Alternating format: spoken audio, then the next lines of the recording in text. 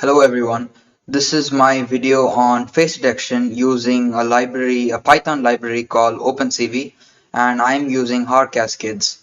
So this library is available in other languages, but the main reason I made this video is because it was extremely simple to do and I want to show you how I've done it and the different implications in other industries also.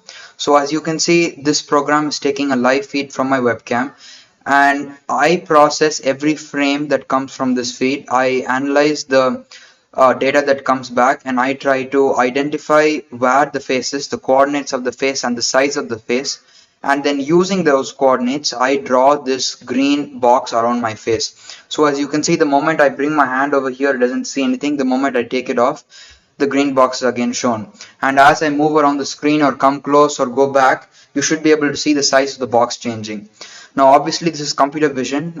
Any other product, AI or machine learning model also, it's never going to be 100% accurate.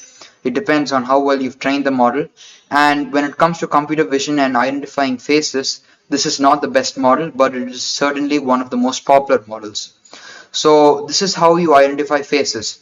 Now, a very common example or common application which is becoming very popular nowadays is object detection, and specifically for self-driving cars. So you need to have the ability to identify cars, vehicles, trucks. You need to be able to identify traffic signs, traffic lights on the road, so that your car can identify different objects and can drive accordingly and follow certain rules or algorithms that you provide.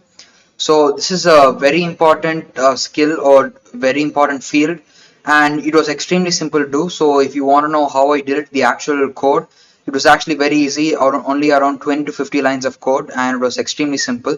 So if you want to have a more detailed breakdown of how I actually did this, please leave a comment down and I'll make sure that's my next video. Thank you for watching.